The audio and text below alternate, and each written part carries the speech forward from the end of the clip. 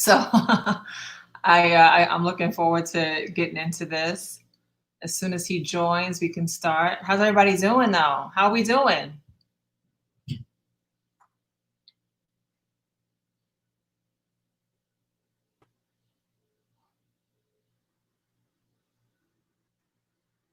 Waiting for Bobby to join.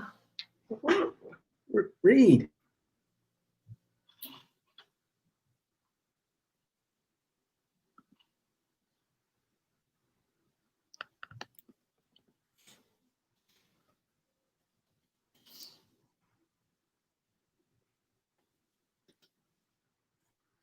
Oh.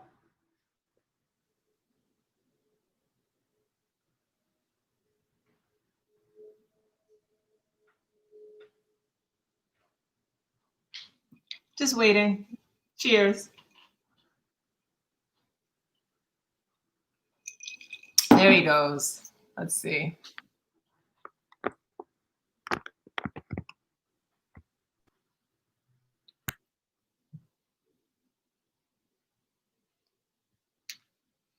Hey there. What's up? How are you?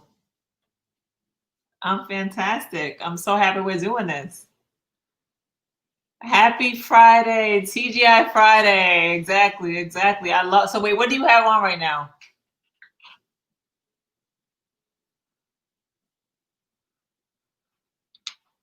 Fela hoodie. Oh, it looks dope. Is that is that tie dye? Yeah. Well, it's called unstable over dye. Okay. So that's the process. But yeah, I'm on the what's going on with my computer?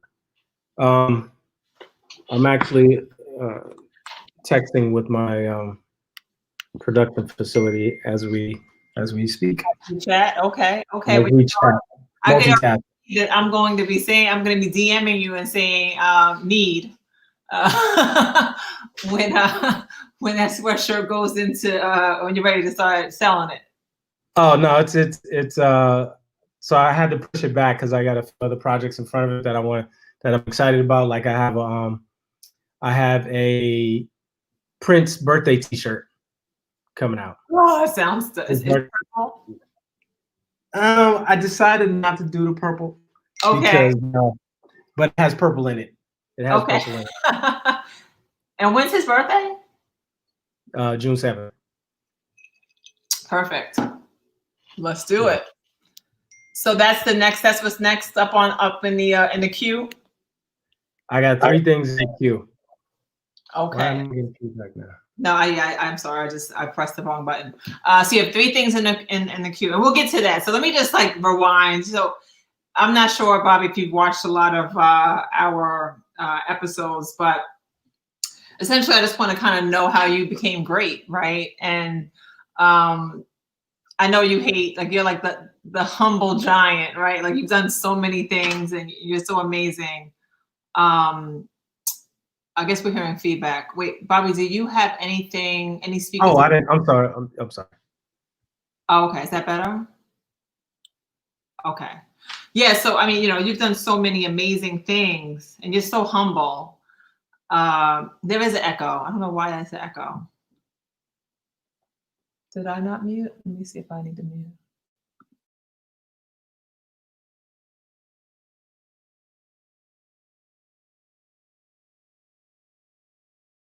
Okay. So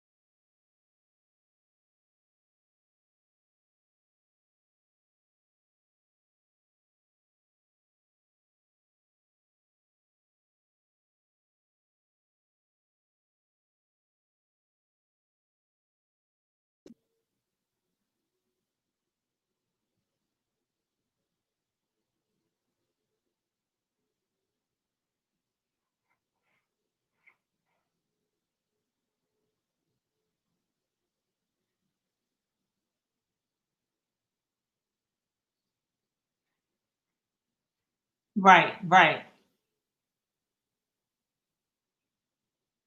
Bob, you know what? You have to unmute your mic on the StreamYard. I'm sorry. So you can you have to Okay. mute the volume, Yep. but don't mute Oh, the mic. Okay. gotcha. Gotcha. Um, uh, so those type of characters, they feel like oddly extraordinary, like that they Kehinde Wiley, if he's painting like that as an adult, right? Like whatever he was doing as a kid probably looked insane. Right. Whereas me, I was just one of the other kids in the class that could draw, right? That's Um, fascinating. Okay. yeah, I wasn't. I still wanted to ride bikes and play baseball, and you know, fight. Yeah. I wasn't. Right, Not, I wasn't. I wasn't like. I wasn't Beethoven. right, You know what right. I mean? But you knew that you so you could just draw. You could draw, right? But you I can still just looked at draw. the world a You can little just bit draw. different. Yep. But you still looked at the world a little bit different. Um. Would you say that? Did you know that early, or did you know that as you got a little bit older?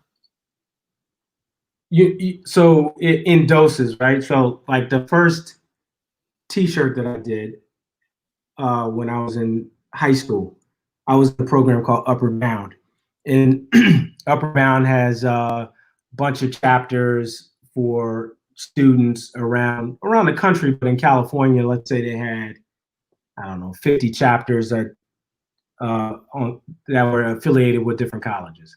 Right. So they had this T-shirt contest because they were kind of warming up. Let's say it was in the spring, and in the summer, you know, kids go away to the college campuses and get immersed in college.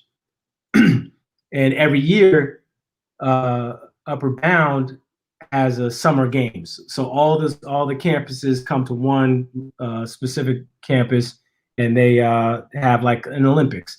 And so Right. the T-shirt contest was to do the T-shirts for all of the chapters for the summer games. So I won this, right? Like, I know you killed it. I know you killed it.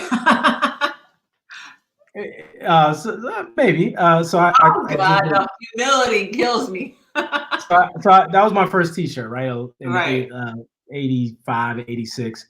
And so at the award ceremony, they was like, and Bobby Joseph, he did the T-shirt, blah, blah, blah. Come on up.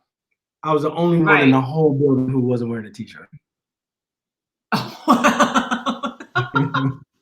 That's crazy. Like I had on like a Stussy T-shirt or something. Like I was just like, Dog, right? right. So I mean, different in that sense. Like, oh, man, I ain't wearing. Everybody got on that. I don't. Right, right. You always Yeah. wanted to be kind of different and off the Like, cuff. yeah, difficult, probably. Yeah, Yeah. that's So, fine. That works. yeah. All right. And I guess that changes because then I ask, like, so when did you know you were gifted? Gifted. Eesh. Or do you realize you're gifted now? Because I see it, but I don't know if I'm always the one that's like, yo, you gotta like tell everybody. Again, like I tend to like gravitate towards like really kind of pedestrian things to me, right? Like I would just want to go play some basketball. I just want to Right. do, like I want to do some very regular things. Right. The here, you know what? I was thinking about this the other day. Okay, so I'll cop to that. I'll cop to different or gifted. Gifted, The other day yeah. The other day I was thinking about my ability to problem solve in client relationships and vendor client relationships. And what happens is like there'll be the job or the task, or let's say it's for client thing. I'm a creative director, and it's visual assets, taglines, things like that. So when they give me the parameter of the thing, over the years, what I've done is I've sharpened the tool of being able to be a on the spot idea generator, right? Right. So so I remember, I think it was some movie I saw, and I feel like the dudes was solving problems, and his eyes rolled in the back of his head, and he was like, "Bingo, I got it!" Right. Right. So that's kind of what I like being that. You know, Right. I'll be in the meetings, and they'll be like, "Well, we want to create this thing for this project," and I'll just be like, roll my eyes, roll it back in my head, and I'm like, "I got it," and I'll just be like, I'll have like 10 concepts. Wasn't there some kind of movie like that with some character? Yeah. Yeah. Anyway, like it's like So, it's a gift, right? It's definitely a gift. But I honestly think that everybody on this planet is born with a gift. for sure. Absolutely. Everybody, right? Everybody is, right? And so, but I think that I also say, and I said this to you earlier, I think that 95% of the people who have gifts don't utilize them, right? So Okay. that's the other piece. Um, Okay. so when did you know that you could build a career from your gift? And that's a slow burn, right? You kind of learn over time. Right. When I got to And you college, where'd you go to college? San Diego State, Okay. San Diego State University. So when I got to college, I was in the graphic design program. Right. And when freshmen in the graphic design program, you have like a tackle box with supplies in it, and you have this big portfolio thing. So you can kind of see who's in the program just by because you're the only kid walking on or students walking on campus with equipment, right? Right. Right. So one day, Daniel Walker and Lloyd Collins, they pulled me aside. They were like upperclassmen, and they was like, "You're in the design program, right?" And I was like, "Yeah." And they was like, what would you charge to do a T-shirt for us? I was like, so I Wow. mean, I'm kind of speeding through the conversation, but that Right. was Right. Right. essentially No. No. what it No. was. But I'm into it. Right. And so that first T-shirt in college, 1989, was Too Black, Too Strong, right? Wow. Love it. So Which is so applicable to what's going on right now. But right, but I and digress. Right. Right. Right. that's one of the projects that I'm redoing. So like at that time, 1989 was also that was also the year of De La Soul's 3 Feet High and Rising album, right? Yes. So Yes. so it was also like Public Enemy, and it was that whole movement. So I have this t-shirt sweatshirt concept tied to that era. Yeah. So dope. So and when's that? When does that launch? Or you don't kind of. That's next few days. Okay. All right. Next few days. I'll be waiting. I'll be waiting on it. You'll get a DM. Right. so that was so those successes piled up, right? Like, okay, now I'm a t-shirt dude on campus. Right. So you And wait. that So kind of happened you once. said that basically in college you were known as T-shirt Bobby. Was it like what Yeah. was it? Yeah, but it was an insult then. It was Right. an insult. So you Right? didn't like that. You weren't into T-shirt Nah, Bobby. it was like calling somebody like, the hot link man, or what I'm saying, CD man. It was Right. it was that. So it was I think it was a mild insult then, but it I mean, But you embrace what you are, right? Hollis said the T-shirt's coming just in time for Father's Day. Exactly, Hollis. Exactly. oh, I got a lot of stuff for Father's Day coming. All right, dope. And I But saw my girl Shauna check in. Hey, Shauna. Anyway, so go ahead. so being here I am, X amount of years later, 31 years later, and I probably done a few thousand t-shirt designs. So maybe It works out. it worked out, right? Maybe it was some It works forecasting. out. Yeah, no, it works out. It works out. I think that's what I'm so inspired by in general. Like, because everyone's born with a skill set, and 95% of people don't actually utilize that skill set for whatever reason, right? I'm so inspired by you because you actually built really, I mean, like your body of work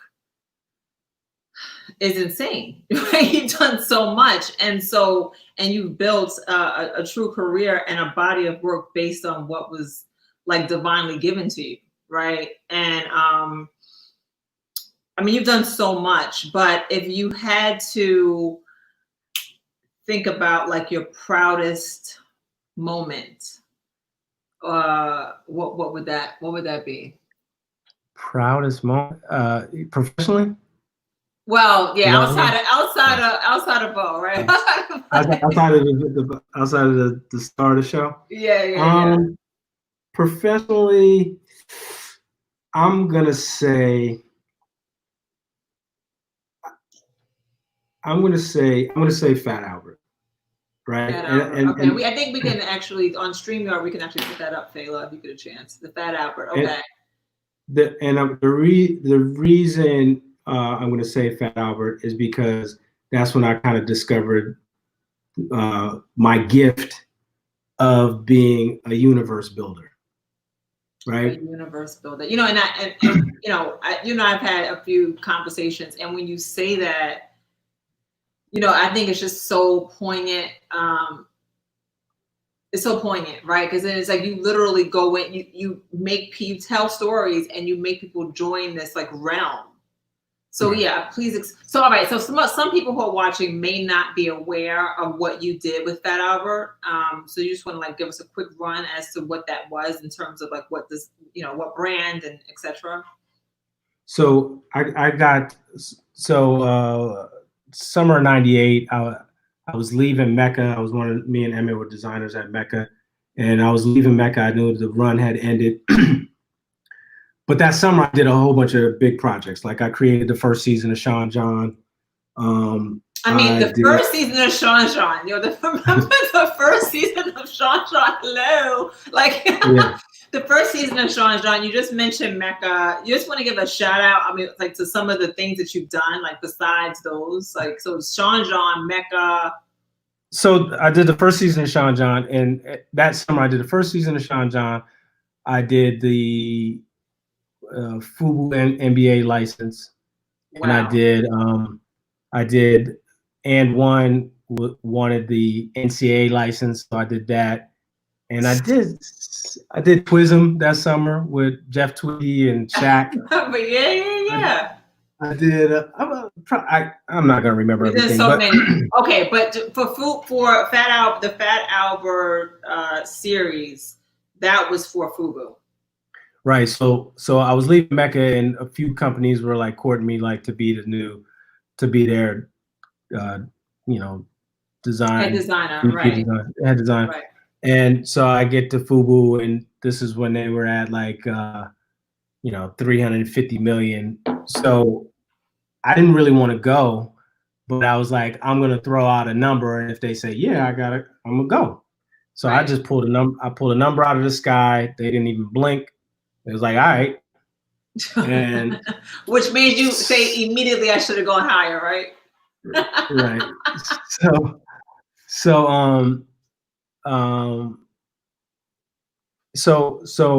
I joined the team when we were in the contract negotiations. I was like, one of the things I want a sub brand that I'm a partner in, right?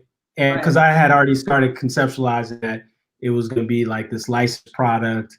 I was obsessed with Iceberg back then, so I knew I wanted to do something. Iceberg, for those of us who were working in the Iceberg was it. Right. So I'm walking. Well, unattainable. Sorry.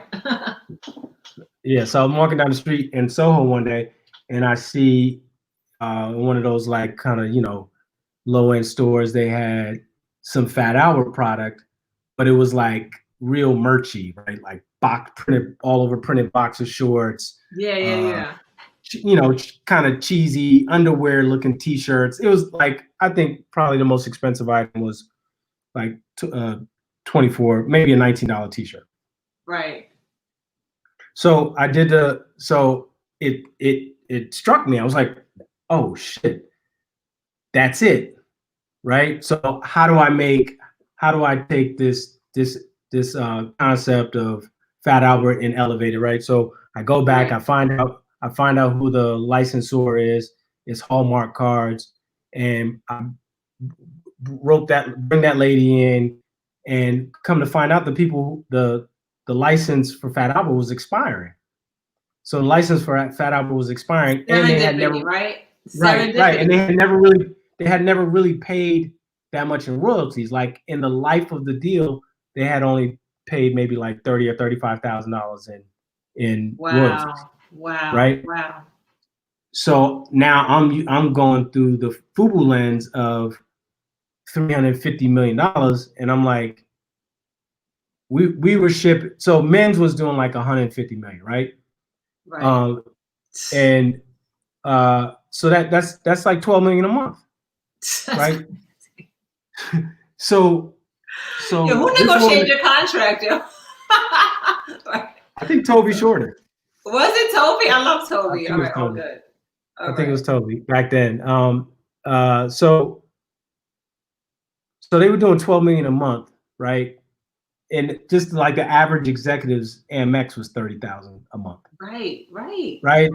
So like getting to the number that made Hallmark say okay was light work, right? we just backed in, right? Like they was like, Bob, don't OD, right? Don't say nothing crazy. So what I said was, I said, look, we can guarantee that we'll do $1 million in sales. That's $100,000 royalty for year one. Here's 10,000 up front against, or no, it's 20,000 up front, 20% advance on royalties. Right. So it was like we made that. we made the whole thing with the one company in one check, just signing the deal. Right. So I get there in July. The deal is wrapped up by September-ish, maybe October, something like that. Right. But it got shelved, right? Because you got to remember, FUBU was doing jerseys, like they was doing, like back then. Yeah. So they didn't need it. But then what happened was when the jerseys started taking a dip, it was like, yo, Bob, whatever happened with that Fat Albert thing he was working on? Around the time when Jay-Z dropped Change Clothes, right? No, it was way before that. Okay. So that's your proudest design moment. Right, because I was right. Right. Like I was right, and I got to fill a few buckets that I enjoy. Like I enjoy educating people. I enjoy kind of like storytelling. There was some rich history in Fat Albert, first black cartoon. Bringing that back, right? Bringing back the, making it relevant again, right? Making folks want to revisit that, right? Right. They were able to do a movie deal based off of the clothes selling. Based on what you did. Right. So yeah. So that when I say that, how you like, right? You're so easy. You're so easy. Yeah. So yeah. That was a proud moment. I was right. It was well done. It was really well done. Like that. The team of designers that I worked with on that, we definitely bought, like my brother, me, like in our whole crew, we were definitely the consumer, right? We definitely had a lot of Fat Albert FUBU stuff. And it's interesting because I wasn't, I'm going to say this out loud, but I wasn't very drawn to FUBU before that. I wasn't really drawn to the brand as much until I started seeing that, because then it was like, oh, this is really for the culture. You know what I mean? And I felt more drawn to it because I definitely watched that album when I was coming up. You know what I mean? Right. Yeah, And so, okay, that's your proudest design. What's your proudest moment? Professionally, not the baby. Wait, say what was the question again? What was my proudest moment?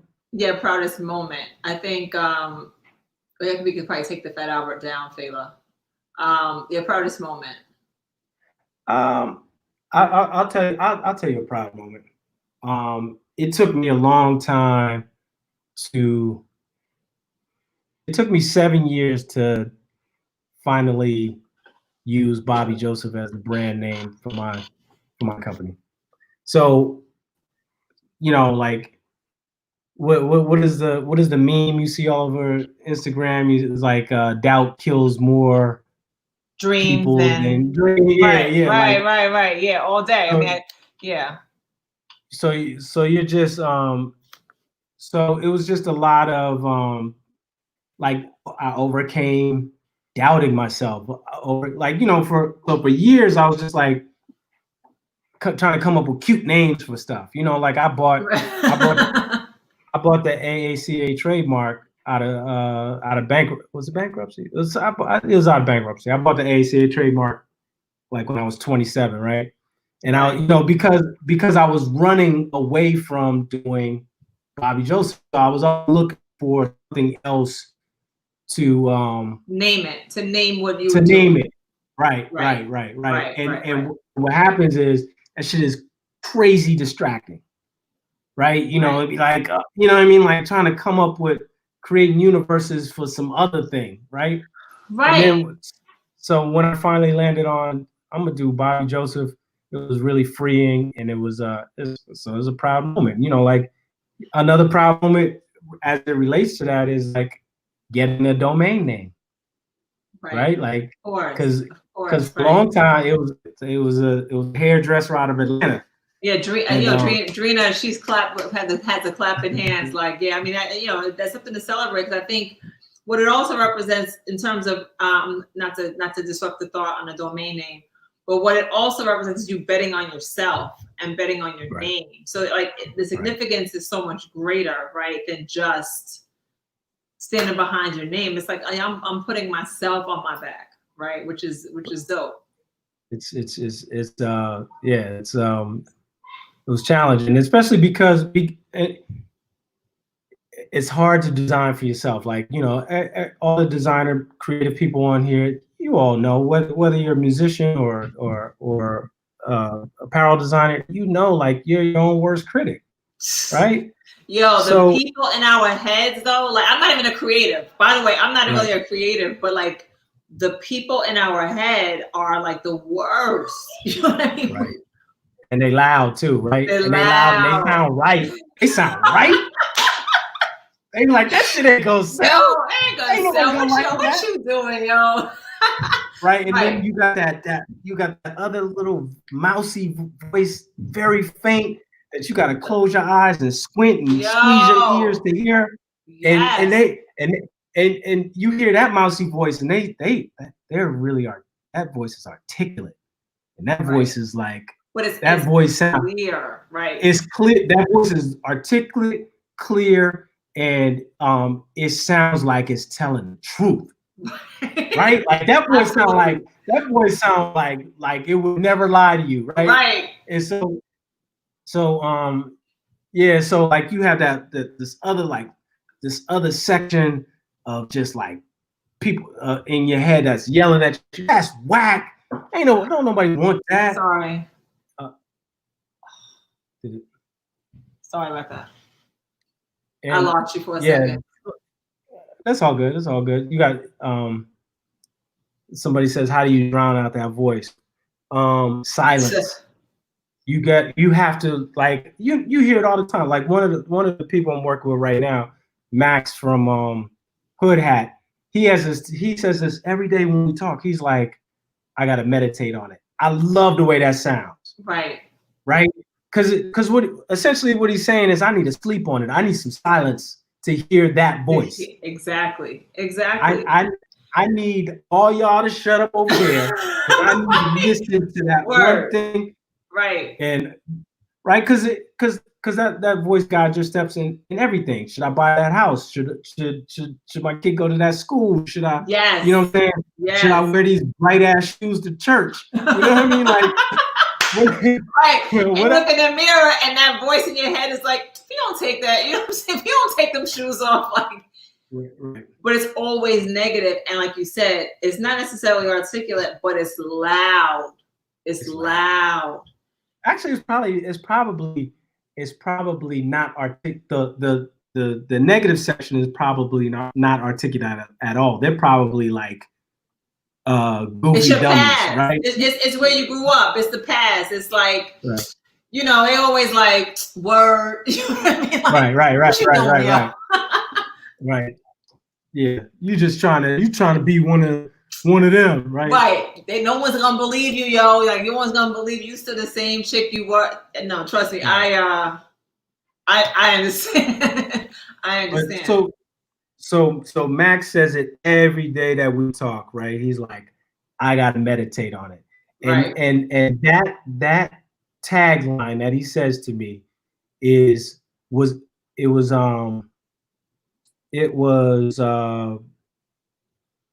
articulating what we're talking about. How do you quiet the voice? You gotta go meditate on it. You gotta go be quiet. You gotta go dark the shades. You know what I'm saying? You gotta turn off the music. You gotta go get off the phone, and you know what I'm saying? Like, and don't ask other people who are not in your cheering section. Don't then go to the person that you know is gonna. I mean, you know, I think that it's good to have people who are going to challenge you, but I do think that everyone knows who's going to be negative, right? So you might not want to go to the most negative person. We all call them because it's familiar. It's like you decide to go vegan and then go back to the old hood to the burger spot. Like, it's gonna be hard to hard to, like, you know. So it's just comfortable and so. Yeah, so that's amazing. So basically just putting yourself on your back and trying to quiet the noise in your head and making Bobby Joseph the brand.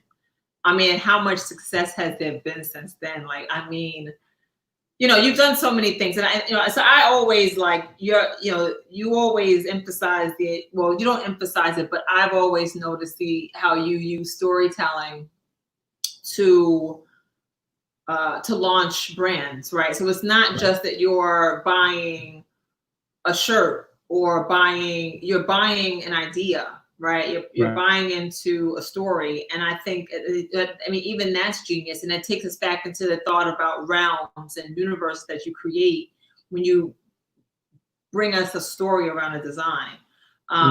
Did you always do that? No, it's learned. It's learning, and you know, no, I always did it and didn't know I was doing it. That's the real answer. The real answer is my first Too Black Too Strong t-shirt when I was in college. I followed, that was in 1989. In 1990, I followed it up with a remix of it. Right? I didn't know I was actually trying to build a franchise around it. I just knew, like, oh, this is a good idea. Maybe I should update it because it sold so well. Right. So when I was, so back then I was doing it and didn't know I was doing it. UCLA used to, in California, UCLA used to play, teams around the state in their conference. Right. And when they used to play USC early on, that was a big rivalry in the city, right? So either you went to UCLA or USC. So USC created a t-shirt, the frats created a t-shirt that said FUCLA, right? And and UCLA created a t-shirt that said PUSC. Right. And so these t-shirts, just like, they were kind of like legendary, and they sold tons on each other's campuses around the city. So like, I got word of this, and when we played UCLA, you there? When we played UCLA, I did the FUCLA t-shirt, and that was building a franchise back then, because that year we took it on the road. So wherever UCLA played, we traveled to that city and sold t-shirts.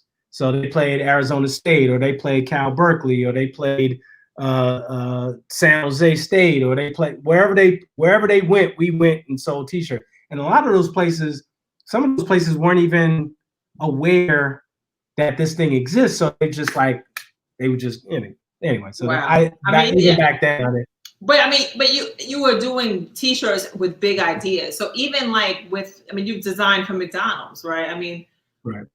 how did that come about? Steve Stout. Steve Stout. Okay. How did that Yeah, happen? yeah. What happened there? Steve. So we me and my partner Spencer Chan, we done a lot of business with Stout and Reebok, and we had a company called Break and Trust, and eventually me and Spencer kind of parted ways. This ended Break and Trust, but I kept a relationship with Stout around that time, and uh, after the Jay-Z sneaker is when we parted Which ways. is another thing, which is like another. We haven't even got into the Jay-Z sneaker, right? Right, so he maybe just a few years later, he called me out of the blue, with his urgency. It's like, yo, I need you to design uniforms for McDonald's. And there was no briefing, it was just a deadline, right? Like his agency had already booked my flight for Chicago, so it was like, wow. It's due that day. Ready or not, you going, right? Like, this is Yeah, it. the car service will be out front. Yo, I need to be in the car. Right. So that's how that happened, and so we flew out to Chicago, and it was a pitch, what McDonald's North America uniforms would look like, and so I just took it. It was the things eyes roll in the back of my head. It's like, okay, I got it. What I'm gonna do is I'm gonna slice up the country into climate, and I'm gonna slice it up into region. So I went from Hawaii to New York, and then I did top, middle, and bottom of the country. So I did uniforms based off of needing pants, shorts, sweaters, long sleeves, blah blah blah. And then for like the men's ones, and then like there was indicators like this is a regular staff or this is a manager, and the way I did that was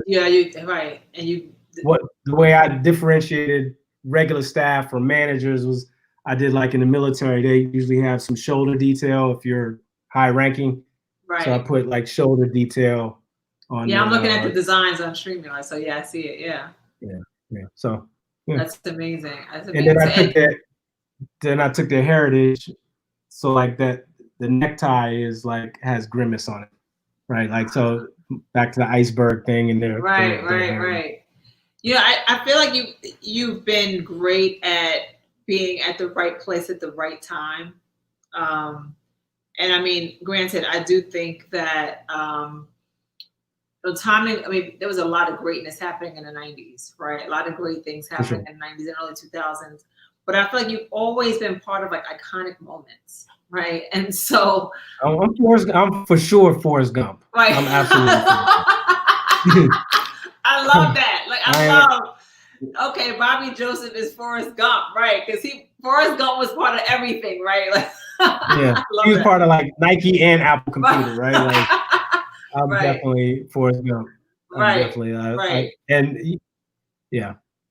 And so, I mean, so the Jay-Z sneaker, I mean, so kind of take us through like what you mean by kind of being part of all these iconic moments. So like the Jay-Z sneaker, they didn't ask us to do it. Right. So we went down to Peter Arnell Group to Stout's office to have a meeting about Reebok stuff, right? And he goes into this, he's telling us, he was using us as a sounding board in retrospect. Like, what do you think? It was a nice rollout. Like, we're gonna do. When he said it, he was like, we're gonna do a Jay-Z sneaker at Reebok, and my face was like, Reebok. That's Right. Whack. And then he started peeling back the layers. He was like, he said we want to sign golfers, and I was like, okay. And then another layer is like, we're gonna attach some. We're gonna attach it. We're gonna build off of the Gucci 1984.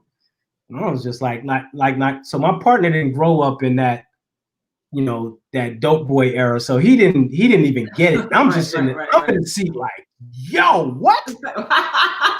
So we leave. We go down to his car. He has a car out front. Pops the trunk and pulls it out, and they knocked off and this proto sample was the exact knockoff of the Gucci 1984. It had the nylon quarter panels. It had the tape up the back. Wow. And my head popped off. I was like, this is, and that like, this, in addition to me being like, Forrest Gump, got a little Quincy Jones in me. Like, I know a hit. Right. Like, I know a hit. Like, right. As soon as you see it, right? Or as soon as you say like your tone is right or your something, the hand gesture is right, I'll be like, that's a hit. That's it. And so he showed it, and my head popped off. So we leave, me and Spence, we go jump on the subway, couple stops because we're on like Prince, and we're on our office is on 19. And the whole way I'm on there like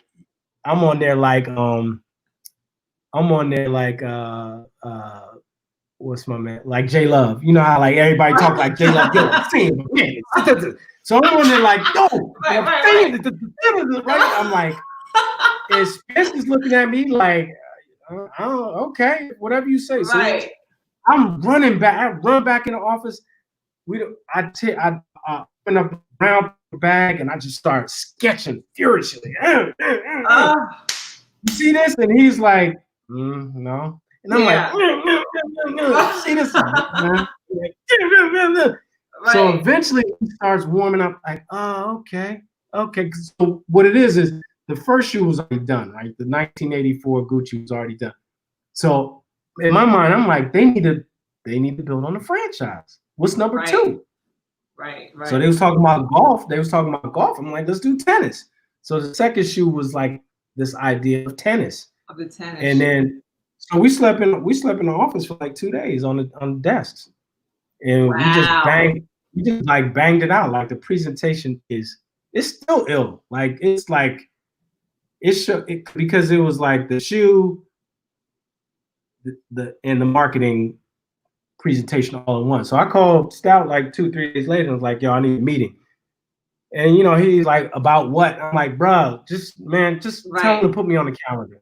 Right. So I go up to the office, and he was like, y'all did this in 3 days? I'm like, we did this in 2. We did this in a day. And he's like, wow. What? And so, and again, they didn't ask us. What's interesting is that, and then when you and I just kind of catch up, you'll kind of bring up like the importance of the sneaker, which I'm fascinated by, right? And I got a chuckle off of it, but like, so do you want to walk us through the importance of the sneaker in terms of your designs and what you've created in your body of work? So I've been trying to figure out, like, trying to coin what my design philosophy for apparel is, right? With where I am, and it's dope. It's drug dealer chic, right? Like it's drug dealer chic. Is D-boy chic, Bobby? My earpiece. Oh, I lost you. My earpiece is about to die. Is D-boy chic? It's dope as drug dealer chic, right? And it's because I came up in the 80s. In the 80s, drug dealers looked to tennis. Tennis was aspirational, right? So that's Bjorn Borg, that's Andre Agassi, Jimmy Connors, John McEnroe, right? So Yannick Noah. Yeah.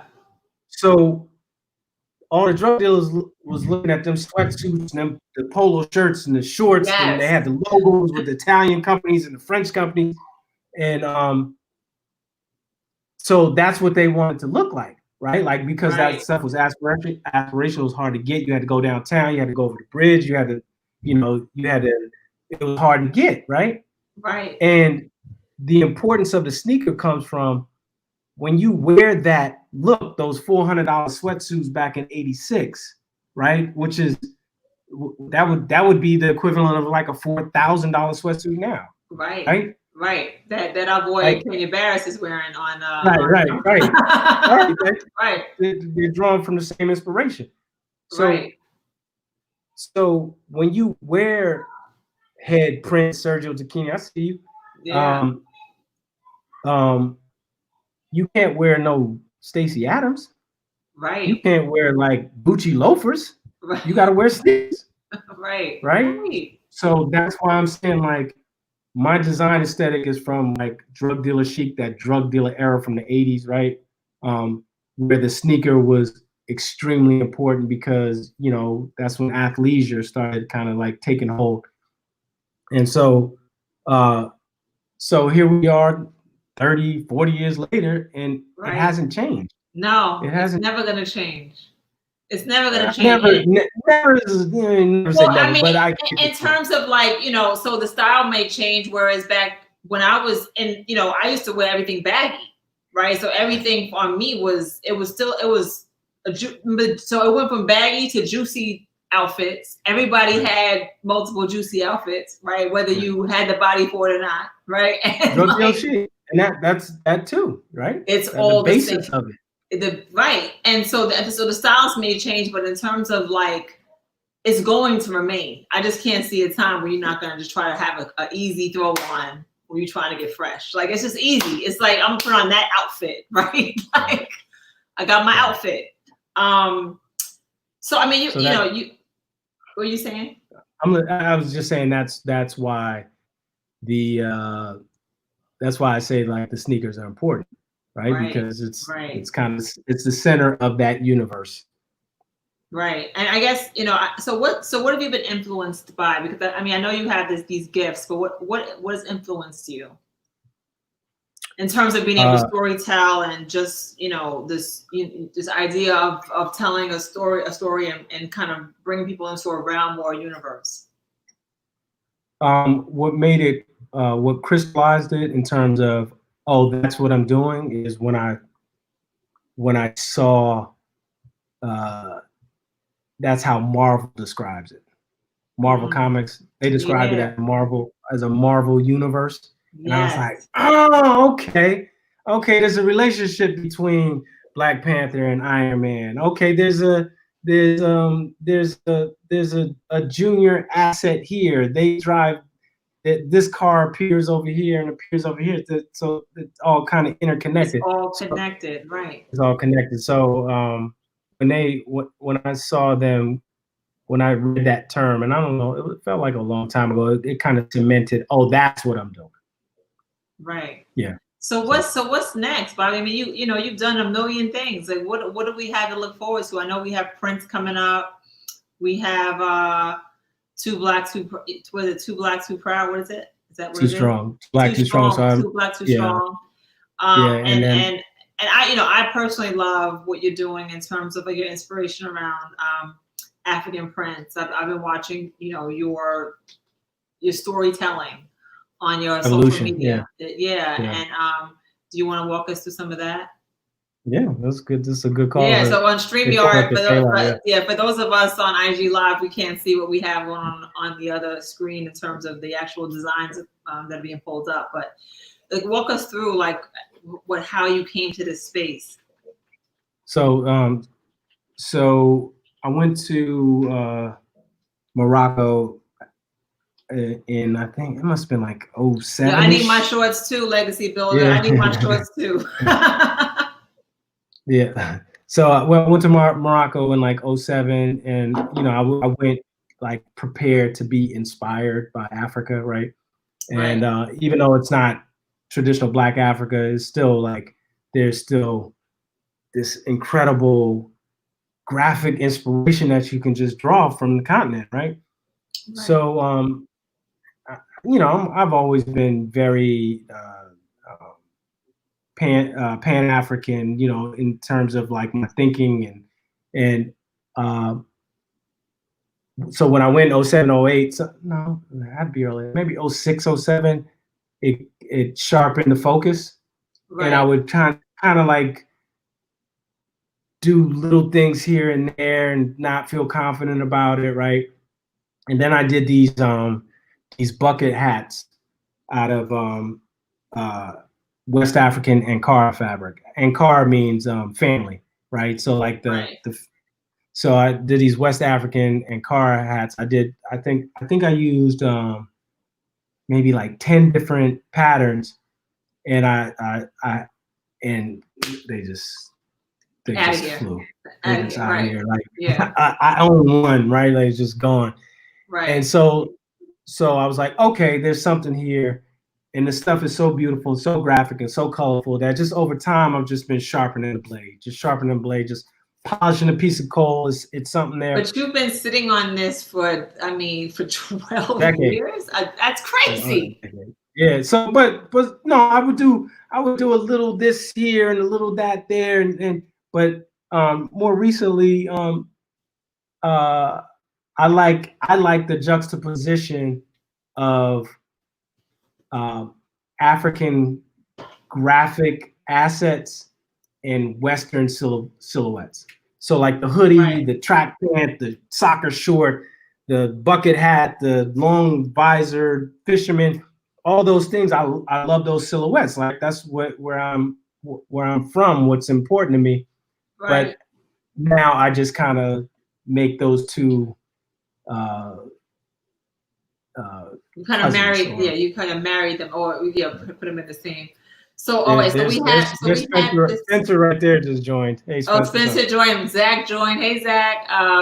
So I know that we're running low. We're running short on time on this. We've actually gone 57 minutes, and they're going to cut us off in the hour. We're happy to go back and go back in because I know we have a lot. I want to really kind of dive into what's coming next in terms of Fela and some of the other things you have the show. Okay. So just wanted to put that out there that we will come back. Okay. So Fela's next, right? And so so that's your draw to Africa, but what drew you to Fela? So jump backwards, like I'm doing Platinum Fubu Fat Albert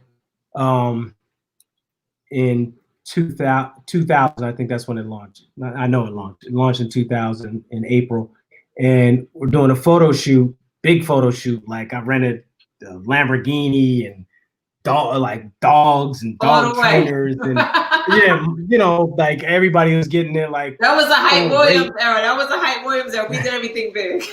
Right. Didn't use any of the images of the Lamborghini, but I rented all the stuff. But what I'll never forget from that photo shoot was the stylist that we used. I can't remember his name. I can see his face clear as day. He had Fela, the best of Fela, cranking on the system. I mean, it was just like, and it didn't feel at all familiar, right? Like it wasn't like, oh yeah, I remember my father playing that. No, it did not feel at all familiar. And I was just like, what is this? This is crazy. So he's like, oh, that's the best of Fela. I immediately left that day, like went down to like Tower Records or. And this is 2000. This is 2000. Yes. Wow. So like Fela has always been in the arsenal since then, right? But in terms of what is making him scale, it might just be in the ether, right? Like I don't know why he's becoming more important to me.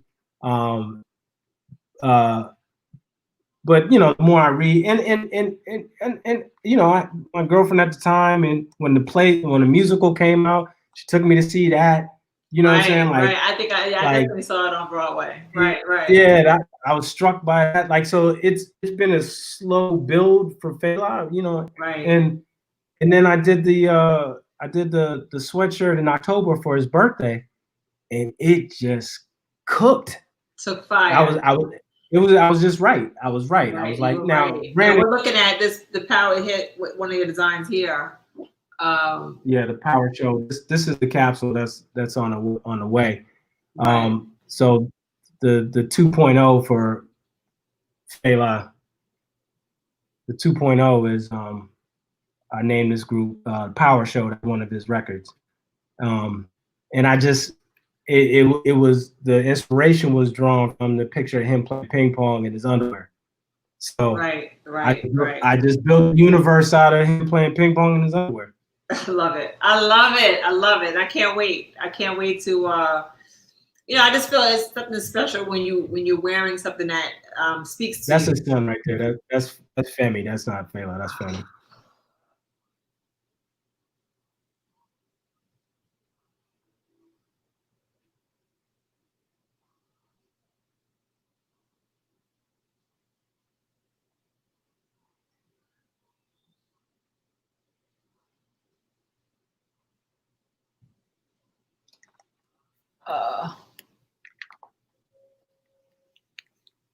Hey, so I'm going to start it back up. I'm just trying to make sure that I one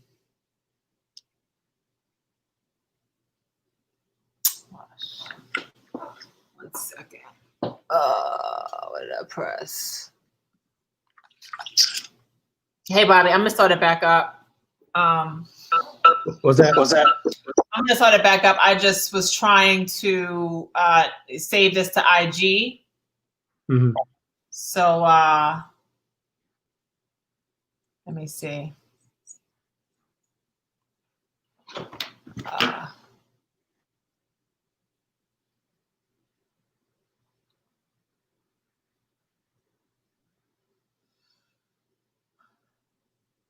All right, so that's posting, and then we can go back in. But people seem to be engaged, so I want to keep the flow. Okay. How am I doing? I'm doing all right. Doing great, excellent. You seem comfortable. I like when you get super animated. So, all right. All right, so I just need you to come back on. It's not showing you live yet. Okay.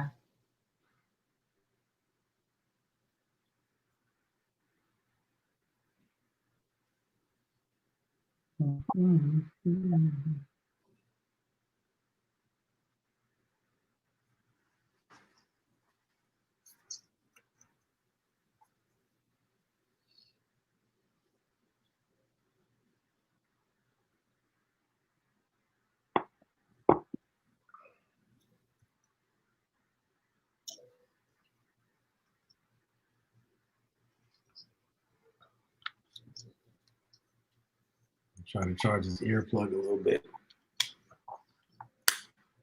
Yeah, mine are dying too, and it sucks because Oh, you know what? I'll get the analog ones. It's mine doing this. I have no hard wire. I think Tyson might have a hard wire though. Maybe I need to try to get Tyson's hard wire. Let me see if I can do that. Do you see me live yet? Nope. I think I'm live. Oh, there you go. Hey, Drina. Okay, so let's see. All right, we're gonna still try to get this back going. Let me see if I can get you back. There we go. And here we go. All right, we're back.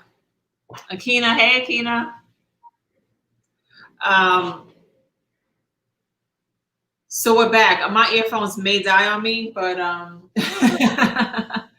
Yeah, mine died on me, so. 1 second. Press the right button here. Okay, there we go. All right. So we and hey Al, what's up? Hey Victory Lap. Great to see you. See the hat? Yeah. See the hat, Tavon? It's shining. It's my favorite hat, T. You know, it's great. It's great. Because I really want to, I want to get into what's coming up next, but I really also, because you've been doing it for so long, Bobby, and I think so much of what you've done, you take for granted because you've been doing it, right? And it's natural for you. Hey, what's up, Nikki? So I think that, so much of what you do, you kind of take for granted because you're so good at it. But once upon a time, you were like a young designer, right? And you didn't really know what you were going to do, right? You didn't know you were going to become what you are today. You didn't know that. Oh, okay. So tell me. Yes, let me get. Let me. That's all. I I always wanted to be a designer. Well, I, I I have never deviated from uh, my career path. Right, Right. like I knew I wanted to do this in high school. Love it. I had a I was an art editor for the yearbook um, in high school, and she gave me a B. She gave me a B, and I had a staff for like I don't know on my team. I think there was like 4 or 5 designers. My father flipped out. He was like, "A B? But he's the boss. Like, how you get a B? Because everybody on my staff got like an A." He's like, "Wait, what?" Right. So she was like, he's not good at delegating work. He's like, that doesn't make any sense. So you give him a B because he does all the work. Right. Right. Right. So she gave me an A minus. You know, that was that. Yeah. Gave me an A minus to. Well, you cut out for a second, but yeah. She gave you an A- to make up for the for the B. Yeah, yeah. Right. So anyway, yeah, I always knew what I wanted to do, and then when I was in college, I went down and stayed with AZ and Carl Kanai for a week. And because I was a graphic designer specifically before that, right? Um, I, Right. I liked doing clothes, but I wasn't certain. There was no real way for me to like, you know, understand how I was going to make clothes happen. And Right. Right. Right. so I went down and lived with them for a week in college. And, and, I was like, if they offer me a job, I'm dropping out of school. But Carl never liked me, so no job was offered. But I went back to school and was like, I'm gonna be a clothing designer, right? And Right. so since my background is so heavily tied to graphic design, all my clothes always have like a graphic slant, right? There's always like the focal point of my stuff is that there's a graphic element to it. But yeah, So I Carl. guess what kind of advice would you give to someone who wants to, build their life in design and what does it take? Um, man, I don't want to say any cliches, right? Like that. No, but the thing about it is that if the cliche is applicable, then Yeah, yeah, but yeah. I mean, because if you want to talk about like we talked about it already about silencing the doubt, right? Because you probably, if you want, let's say you're 37 years old and you're right, like, I want to be a clothing designer, right? Like old Bobby would have been like, you too old, right, right? right. That ain't me now. That ain't me now. But me now is like, let's dig in, right? It doesn't matter how old you are. Dig it. Dig in. Um, so um, so I guess that's my advice. My advice is to dig in, and it's hard to do, right? The older you get, the more kind of responsibilities you have. It's kind of it's more challenging to dig in. So my best advice is to dig in and dig in young, But sometimes people don't arrive at that kind of people don't arrive at that point young. But if you do, if you hear that whisper, I want to do clothes, dig in. Follow it. And even if you're older, so I kind of feel like, I saw someplace, I mean, all of us are reading more, right? Like I said, all of us are reading more because all of us have a lot more time, right? And so just like don't ignore a hunch. Like don't ignore a hunch because sometimes a hunch could really be a hunch is kind of your intuition. And intuition is like God speaking to you, right? And so when you ignore a hunch, you're kind of betting against yourself, right? And so if you have a hunch, follow it. I mean, you might not always, like you said, Fela, it was how many years in the making? 20 years in the making. 19. No, is it? Oh yeah. Yeesh. Yo, 19, 20 years. Right. Yeah. That your ears peaked. And you know what I'm saying? So we're talking about it doesn't have to be right at the time that the hunch comes.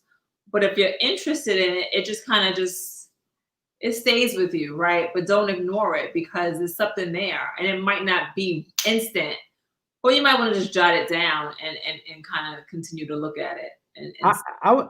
right. I'd like to challenge anybody on this Right. that's following. If they haven't heard Fela before, like if he's brand new, I would like you to listen to Lady Lady.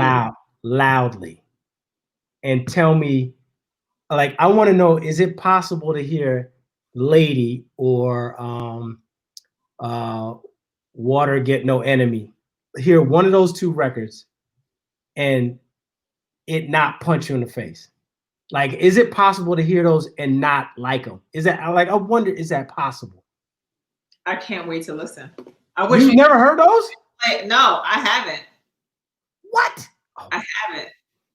I haven't. Yeah, and I'm level of passion is like, okay, I can't wait. I don't even know how that's like. So you're perfect. Like, right. Hit me later and be like, yo, I played it loud on the house speakers. I played Lady. I played Water Get No Enemy, and let me know. Like, yeah. See if you get the same feeling I felt in 2000. All right, bet. It's on. I'm on it. Wait, Nick said, yeah, she feels the music deeply. So I can't. No, she said I do. She said, oh, Bobby feels it. Oh, okay. I didn't know I did, but I go, okay. Fela. So hey, Jess, the artist's name is Fela, Fela. His last name is Kuti. I'll type it in here. I just challenge anybody to listen to Fela. So ironically, my partner, her name is Fela, right? Right. And she's producing the StreamYard over on the other screen. Do we have any other images to show of the work that you're doing with Fela? Me? Oh no, that'd be you're actually talking to Fela. Yeah. Yeah, there he is. Mm-hmm. Is that him or his son? That's him. His son? Is that his son? Is that him? No, that's him. So totally. So you were just kind of turned out by this experience and decided to create a whole line around the feeling around the music, and him playing ping pong in his drawers, right? Like, which I oh yeah. Yeah. So like and that's why this is the sample of the blank sweatshirt before we get busy on it this week. So the first one was just a regular pink color. It was actually kind of like a dusty rose, and I did it in dusty rose and I did it in black, right? And the dusty rose or the pink sold like $10. So it's my favorite. It's my favorite. You got the pink one, right? Yeah, the dusty rose. That one. So I love it. It sold like 10-1, right? Like, and people push me. Like, I did a poll. Should I do black? Should I do? There's like, and the poll was almost 50-50. Do black. So I did black. The pink just, I mean, it wasn't even close. So that's why I'm doing pink again as one of the colors in the offer. And so back up. So I knew. Facebook, it's on Facebook, but it's not on. We can't do it on IG Live. I'd just be too sloppy. But when we do post production, we'll have it on the post production side. So after that sold in October, I was like, something in me was like, I know I need to do. Nick, I'll text you. I know I need to do a follow-up, right? So I'm researching, building mood boards and and I come across this image of Fela playing ping pong in his underwear, and he had on like these like Speedo micro briefs, right? Like, he got his underwear on, no shirt, with all the energy, with all the Fela, right? And I'm looking at it like, yo, this is it. Crazy. Like, I ain't never seen nothing like this in my life. Yeah, you see the image right there. So I was like, back to building a universe. So I saw that and I was like, what I'm gonna do is I'm gonna go back in time and I'm gonna create a ping pong social club that Fela created. Love it. Right. So I created this universe of him having this ping pong social club. So one of the most famous African Ankara prints is the speed bird, right? And everybody's seen it. It's like a polka dot pattern, and inside the polka dots is a silhouette of the bird, right? So like everybody's seen it, right? Google's Fela and Right, Ando. yeah, right. So everybody's seen this speed bird pattern, right? And I've used it. I made some shorts out of it. Like I've dumbed out over the years with it, right? But I never knew what it was called. Right. So when more recently, I met this fellow designer, Junie, and she just in passing, she said, "Oh, there's something Speedbird." And I was like, "That's the name of that? That name is crazy. Wow. That name is crazy." Right. So I named this fictitious, uh, this fictitious social club, the Speedbird Racket Club in Lagos, Nigeria, right?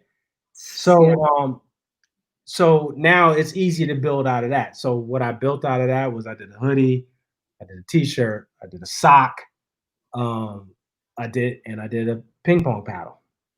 Right, which you told me you did, and so as a result, y'all, I ordered a ping pong table. Yeah, It will be here in time, hopefully, to get to tell them I'm going to order my ping pong rackets and to play ping pong, which I'm not sure I can play, but I need the rackets. right. And then so before this call, I was on a call with I'll type it in with Round 21. Incredible brand. I want y'all to go check them out. Yeah. And, So the discussion, because I was, yeah. So I talked. We had a conference call. Wait, Bob, that's not actually the name, though. Remember, that's not actually. Oh yeah, it's like we are. It's like we are. Yeah. We'll fix it. We'll fix it. We are 21, right? Yeah, we are around 21. But so I had a conversation with them today. She had never heard of Fela. She had never heard of me, but a mutual friend connected us, and great conversation. And she's creating a universe around ping pong. So we're gonna collaborate going forward on doing it. Happy you guys collaborate. Yeah, we're gonna do a even crazier Round 21 times Bobby Joseph times Fela Kuti ping pong paddle. Yeah, I'm gonna have my table by I think June 21st. So you might have a paddle. You might have both sets of paddles, because the laser ones we're doing, those will be ready next week, and then we're doing the ones with Round 21 right after that. I'm hyped.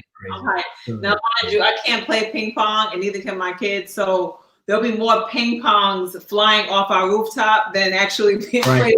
But it won't matter. Right. My rackets go. Your racket game crazy. It's gonna be crazy. So you need to be a charter member of the Speedbird Racket. I'll be a lifetime member of the Speedbird Racket Club. I'm in. I'm in. Because I'm a fan. I'm a huge fan, and I've been a fan for so long, and I'm always looking to see what's next, because I think you always kind of keep your finger on the pulse of what's next. And I've told you, I'll see a design, I'll be scrolling through my social media, and I'm like, yo, I saw something that you did, and you're like, how'd you know I did that? I'm like, because I know you did it. I know that was you. Yeah. I tend to know that if I'm drawn to it, it's typically it's from someplace, right? And you stay so low with it. Yeah. Hold on one second. I need some power on this phone.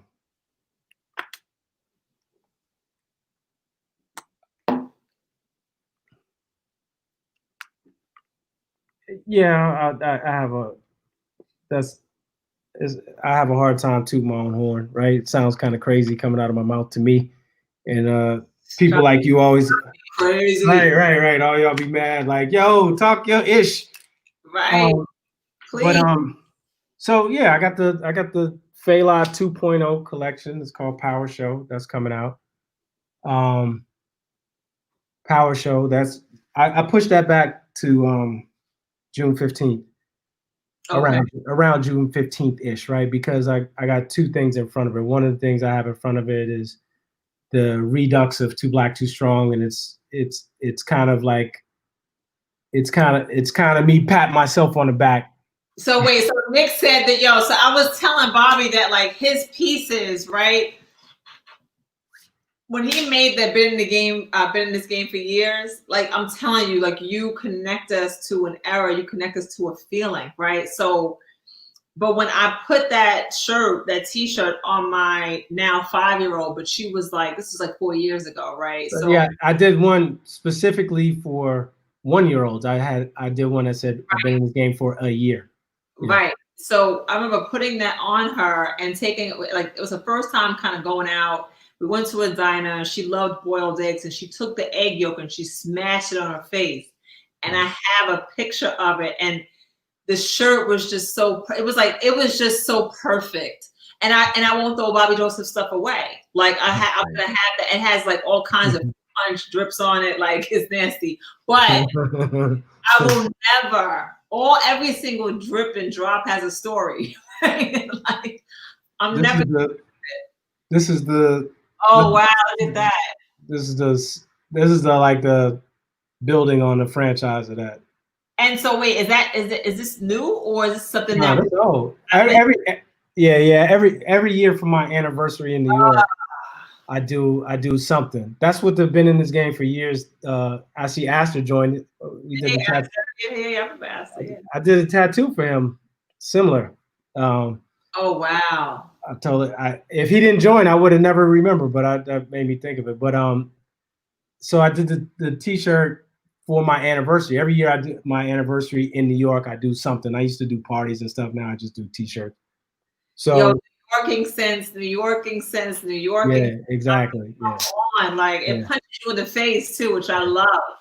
Yeah, so like a lot of people that I know, got to New York at some point. So I put there's a mark on the sleeve that you're supposed to write the year you kind of been New Yorking since. That's what that was about.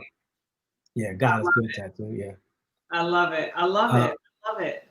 Yeah, so been in the game for a year. So been in this game for years.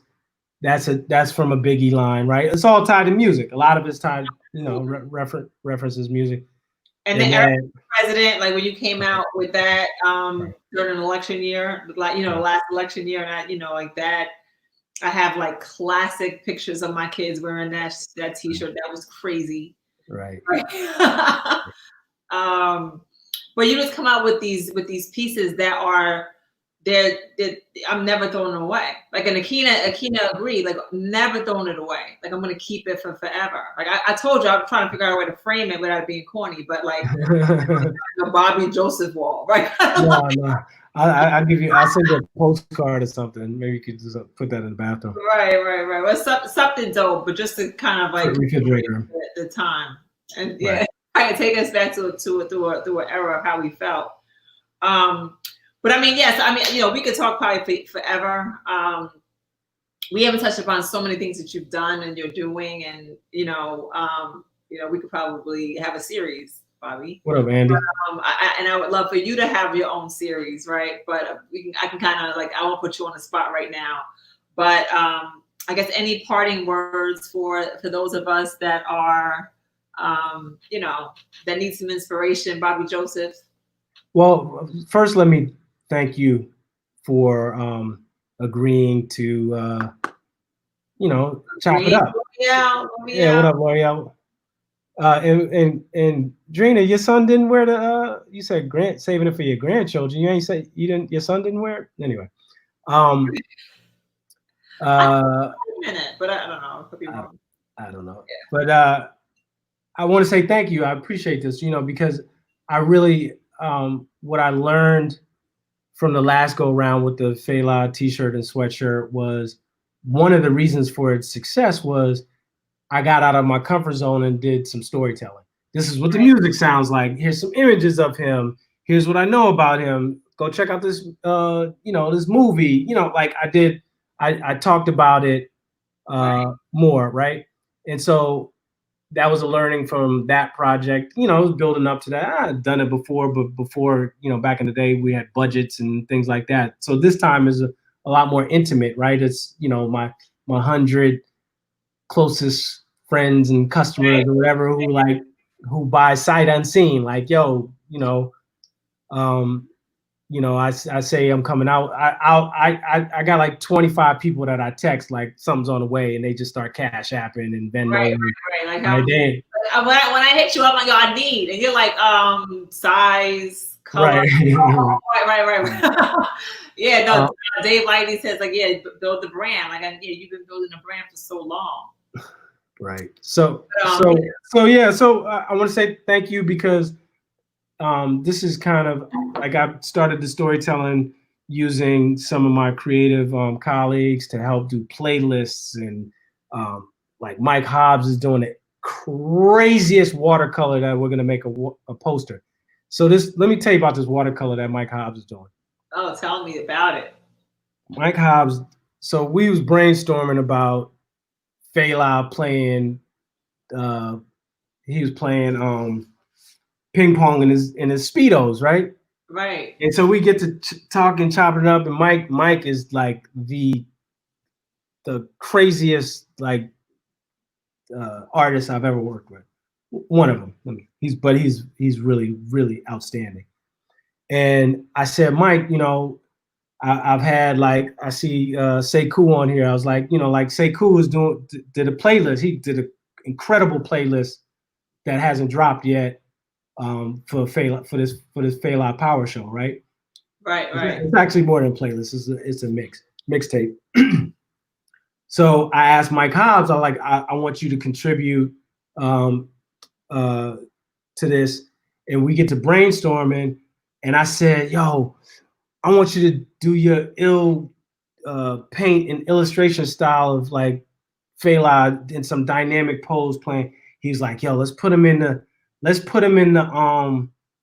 let's make it real Nigerian, right? With the slippers and the silk robe and the underwear holding right. So like it's this poster is gonna be Fela playing ping pong in a silk cheetah print robe with his Speedos on, smoking a cigarette. It's crazy. I can't wait. Insane. It's insane. I can't wait. Yeah, right. So we're gonna. Now, will it be like a limited amount of prints that you can get? Like, how are you guys rolling it out? Yeah, it'll start off limited, but if there's demand for 11,000 prints, yes, we will be making. We're gonna do it. Right. That's all good. As long as I'm one of the 11,000. Right, but we'll hand sign them and do all that. We're yeah. No, I love it. I like it. Listen, art is art, and I mean, everything about you, and even the way that you frame pieces. I've seen the way you do your framing is creative as well. Like, you don't just do the regular box frame that everybody else does. You tend to get a little, creative with the way that you frame your pieces as well. Yeah. I mean, like, why I'm creative, right? So, that's what I do. Sense, right? So, any parting words, Bobby Joseph, for those of us who are still on here? Yeah. Thank you for having me. Of course, I'm so happy that we're able to do this. Thank you for having me. Thanks for the people who joined to listen. I know we're going to package this up and we'll present it. We'll have clips and different things like that, right? For sure. But I really wanted to. I was less inclined to talk about my past stuff, right? I don't want to get stuck down memory lane. I want to move forward. But I do think it's important for people to know what you've done, right? Okay. Hey, Ashley, just because that doesn't go away. Your body of work is your body of work, and I think that it's important to make your mark, to let people know who the F you are. Let them know, talk it ish. So. I'm happy that you agreed to come on and talk your ish, and I can't wait for us to continue this conversation. I really can't wait to get my rackets, my all the things you're coming out with. I can't wait to rock it hard. Yeah, so thank you, and I can't wait for this to be packaged up so people really can kind of get into my brain and the other creatives' brains. Dante worked on it. A bunch of people, Jay Corbin, Corey Roberts, Sekou. A lot of people worked on it, to build this universe around this Fela project because, and really, I want you to listen to it tonight and text me. As soon as we get off, I want everyone's listening to Lady and Water Get No Enemy. Get No Enemy. Yeah, no, I'm listening to that as soon as we disconnect. Loud. So, wake up the kids. Loud. I gotta Them kids, they go to bed after me now. Like on Friday, it's like it's Friday. right. We can watch TV. Yeah. All day. So, Bobby Joseph, you are amazing. You are the humble genius. Keep on winning. And I think that I speak for everybody on here that says that we're rooting for you, and we can't wait to see what you got up your sleeve next. Thank you. I appreciate it. Pun intended, right? Sleeve. Yeah. I'm corny. Sorry. Over my head. I'm corny. But thanks, guys. Thanks for joining. And all right. Keep winning, Bobby. All right.